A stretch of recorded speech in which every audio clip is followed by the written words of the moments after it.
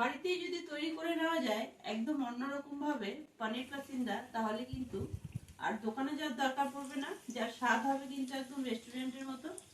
চলো, খুব সহজেই কিন্তু তৈরি করা যায় ঘরে থাকা সামান্য দুটো তিনটে উপকরণ দিয়ে। সাথে থাকো, দেখতে থাকো। নমস্কার, আমি কাকলি, তোমরা দেখছো তোমাদের প্রিয় channel secret cooking diary. Secret cooking ডায়েরির আরেকটি নতুন পর্বে তোমাদের সবাইকে স্বাগত। ভিডিওটাকে স্কিপ করো না, তাহলে কিন্তু অনেক কিছুই মিস করবে।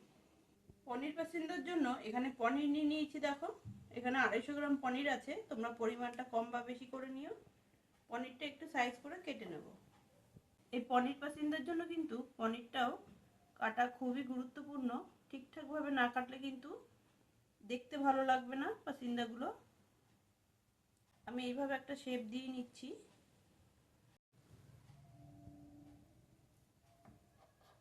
এবার এই টুকরো কিন্তু পাতলা করে কেটে নেব, খুব বেশি পাতলাও না আবার খুব বেশি মোটাও না।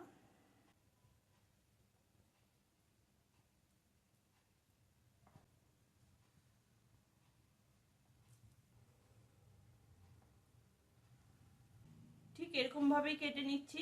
এর থেকে ছোট বা বড় সব রকম ভাবেই করা যায়, তোমরা তোমাদের পছন্দ মতো সাইজ করে নিও। পনিরগুলো কিন্তু ঠিকঠাক ভাবে কেটে নিয়েছি, এবার সাইডে রেখে দিচ্ছি। আর এই পনিরের মধ্যে দেওয়ার জন্য একটা স্টাফিং তৈরি করব, যেটা কিনা একটু অন্যরকম হবে। একটা স্টাফিং তৈরি করব, তার জন্য একটা বোল নিয়ে নিয়েছি। এখানে কি কি নিয়েছি দেখো। এখানে আছে ছাতু, যেটা আমাদের ঘরে কম বেশি সবারই থাকে। আর যদিও বা না থাকে, ভাজা ছোলা থাকলে কিন্তু একটু মিক্সিতে ঘুরিয়ে নিও, তাহলেও হবে। এখানে নিয়েছি লবণ, যতটা লাগবে দেব। এখানে আছে চাট মশলা, সেটা তোমাদের যদি পছন্দ হয় তবেই দেবে। এখানে একটু লাল লঙ্কার গুঁড়ো আছে কালারের জন্য। আর এখানে নিয়েছি ম্যাগি মশলা, এটাও অপশনাল, যদি পছন্দ না করো দিতে হবে না। আর যদি বেশি পছন্দ করো তাহলে পরিমাণটা বাড়াতেও পারো। ছাতুর সাথে সব মশলাগুলো কিন্তু ওই বোলের মধ্যে একসাথেই দিয়ে দিচ্ছি। দেখো, আর এর মধ্যে আর একটু চটপটা করার জন্য দিয়ে দিচ্ছি তেঁতুলের পাল্প। তোমরা এখানে কিন্তু ধনিয়া পাতা বেটেও দিতে পারো, আমি এখানে তেঁতুলের পাল্প দিচ্ছি। বলেইছিলাম সিক্রেট কুকিং ডায়েরিতে কিন্তু একটু সিক্রেট কিছু মশলা দিয়েই রান্নাগুলো তৈরি হয়। দিয়ে দিচ্ছি তেঁতুলের পাল্প, যতটা লাগবে ততটাই দেব, কারণ এই স্টাফিংটায় কিন্তু কোনো জল আমি ব্যবহার করব না, তাই এই পাল্পটা দিয়েই কিন্তু মেখে নিতে হবে।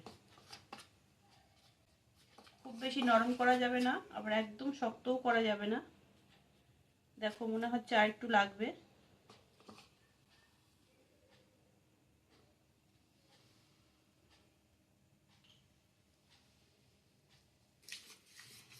আর কিন্তু দেব না, এর বেশি পাতলা করা যাবে না।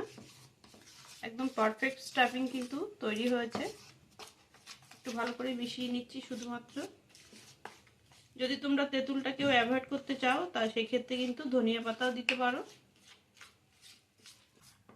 ধনিয়া পাতা মানে ধনিয়া পাতার চাটনি যেটা হয়, সেটাও দিতে পারো তেঁতুলের পাল্পের জায়গায়। সেক্ষেত্রে কালারটা কিন্তু একটু অন্যরকম হয়ে যাবে, তাতে কোনো সমস্যা নেই। আচ্ছা, এবার এই স্টাফিংটা কিন্তু আমি পনিরের মধ্যে কোট করে দেবো। এখানে একটা টুকরো নিয়ে নিলাম পনিরের, এর মধ্যে দিয়ে দিচ্ছি এই মশলার স্টাফিং। এভাবে কিন্তু ভালো করে স্প্রেড করে দিচ্ছি।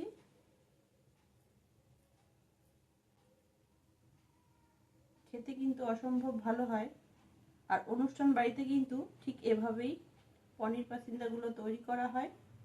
এবার দিয়ে কিন্তু আরেকটা পনিরের টুকরো দিয়ে এভাবে ঢেকে দিলাম, দিয়ে একটু চেপে দিতে হবে। দেখো, ঠিক এভাবেই কিন্তু সব কটা তৈরি করে নেব। আরেকটা টুকরো নিচ্ছি পনিরের, এর মধ্যে সেম একইভাবে কিন্তু এই মশলার স্টাফিং স্প্রেড করে দিতে হবে। দিয়ে কিন্তু উপর থেকে এভাবে ঢেকে দিতে হবে।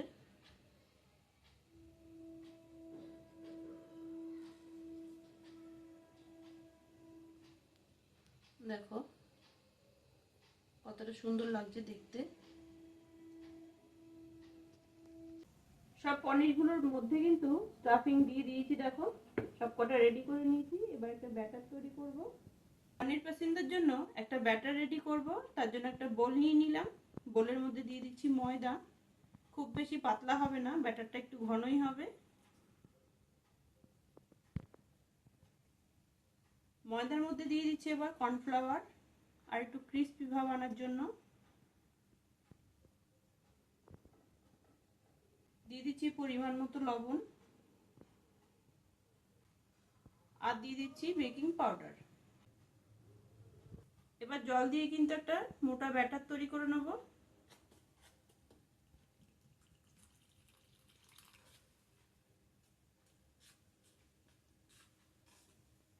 এর মধ্যে কিন্তু আমি লঙ্কার গুঁড়ো বা হলুদ কিছুই ব্যবহার করব না। খুব ভালোভাবে কিন্তু মিশিয়ে নেব, যাতে এর মধ্যে কোনো দানা না থাকে, নাহলে কিন্তু পাসিন্দাগুলো খুব ভালো হবে না। আর যেহেতু বেকিং পাউডার দেওয়া আছে, তাই এর মধ্যে যাতে কোনো দানা না থাকে একটু ভালো করে মেশাতে হবে। তোমরা হাত দিয়ে বা হুইক্সের সাহায্যে মেশাতে পারো, আমি চামচ দিয়ে মিশিয়ে নিচ্ছি। দেখো ব্যাটার কিন্তু একেবারে রেডি হয়ে গেছে। এর বেশি আর পাতলা করব না, কারণ এইটুখানি ঘন লাগবে, না হলে কোটিংটা ঠিক ভালো হবে না। যেহেতু ডিপ ফ্রাই করব, তাই একটা প্যান বসিয়ে দিলাম আর তেল দিয়ে দিচ্ছি। তেলটা গরম হতে হতে কিন্তু আমার কোটিংটা করা হয়ে যাবে। তেলটা কিন্তু অনেকটাই গরম হয়ে গেছে। এখান থেকে একটু গরম তেল তুলে নিচ্ছি এই ব্যাটারের মধ্যে দেবো বলে। এই ব্যাটারের মধ্যে যদি গরম তেল দেওয়া হয়, তাহলে কিন্তু এই পনির পাসিন্দাগুলো আরেকটু বেশি ক্রিস্পি হবে। গরম তেল দিয়ে দিচ্ছি ব্যাটারে। এবার আরো একবার মিশিয়ে নিচ্ছি ভালো করে তেলের সাথে।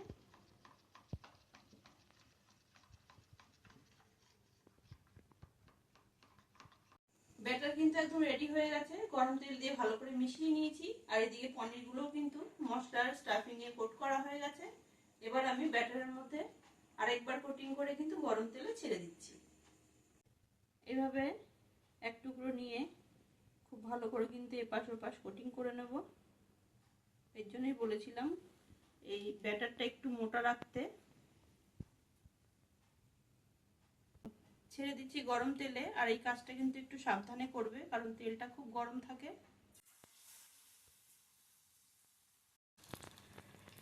এভাবে একে একে সব পনিরগুলো ছেড়ে দেবো।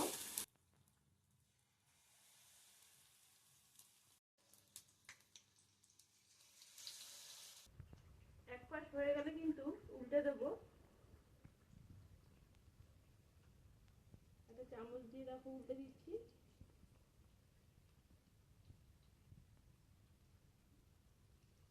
কত সুন্দরভাবে ব্যাটারটা কোটিং হয়েছে, দেখো ছেড়ে যাচ্ছে না। দেখে বুঝতেই পারছো কতটা ক্রিস্পি হয়েছে। দুপাশে একটু লাল লাল করে ভেজে নেব।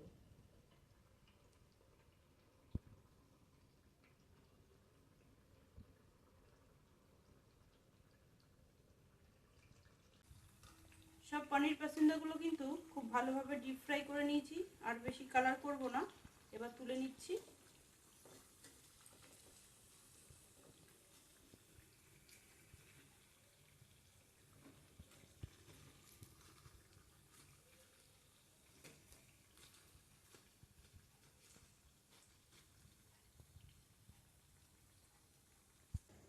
এইভাবে কিন্তু সব পনির পাসিন্দাগুলো ভালো করে ভেজে নিলাম।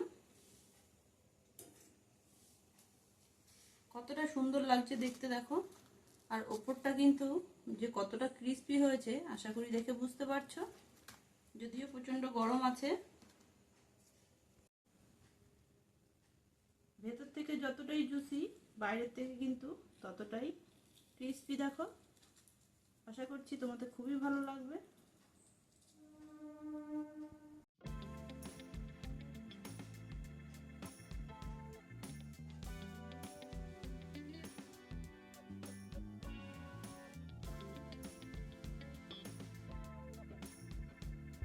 দেখতেই পেলে কত সহজেই কিন্তু একদম রেস্টুরেন্ট স্টাইলে তৈরি করে ফেললাম পনির পাসিন্দা, তাও আবার ঘরে।